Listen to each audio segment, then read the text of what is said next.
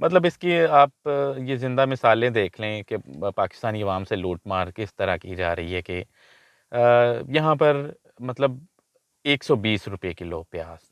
اور یہ 7 ہمسایہ ممالک جو ہے انڈیا اور کیا اسے کہتے ہیں بنگلہ دیش، وہاں پر 20 روپے کلو. اور یہاں پر جو عام صابن دانی گاڑی ہے جس کو آلٹو آپ کہیں گے، 3.1 ملین کی ہوگی، یعنی 31 لاکھ روپے کی گاڑی ہو گئی ہے. اور ہمسایہ ممالک میں آج بھی وہ جو ہے وہ 3 4 5 لاکھ روپے کی رول رہی ہے. تو مطلب آپ خود ہی دیکھ لیں کہ ہم کہاں کھڑے ہیں کہ اتنی لوٹ مار. اگر آج کل کوئی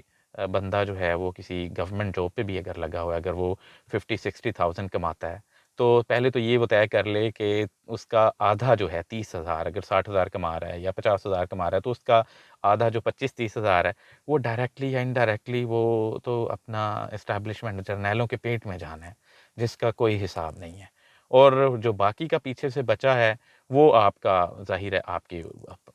اس کی فیملی اپنی پہ، اپنے بیوی بچوں پہ لگ جانا ہے. تو آپ کو بچا کیا ہے؟ یعنی میں سمجھ رہا ہوں موجودہ دور میں، اس دور میں آج کل سب سے چھوٹی گاڑی آلٹو جو ہے وہ 31 لاکھ روپے کے لینے کے لیے بھی آپ کو کوئی 15 سال لگ جائیں گے اگر آپ حلال کی کمائی سے اور سیدھے راستے پر چلتے ہوئے ایک آلٹو گاڑی لیں.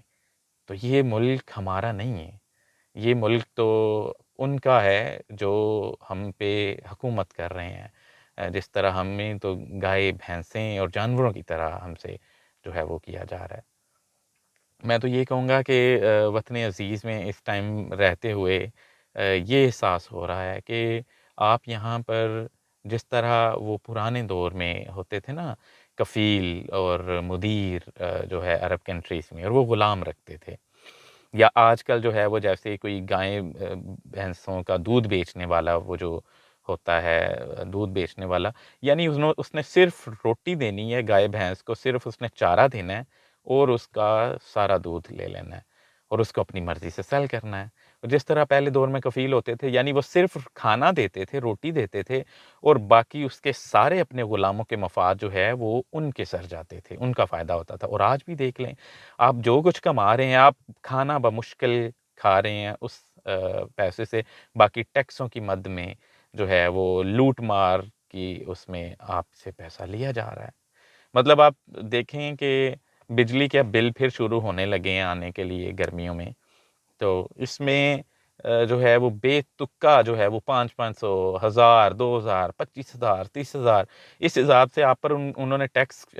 فیول پرائس ایڈجسٹمنٹ FPA کے حساب سے ڈال دینے ہیں، اور اس کی کوئی سنوائی نہیں. آپ جتنا مرضی کلیئر کر لیں، اینڈ میں یہی ہونا ہے کہ آپ کو یہ پے کرنے پڑیں گے اور آگے سے دیکھیں گے. تو یہ تو حال ہے.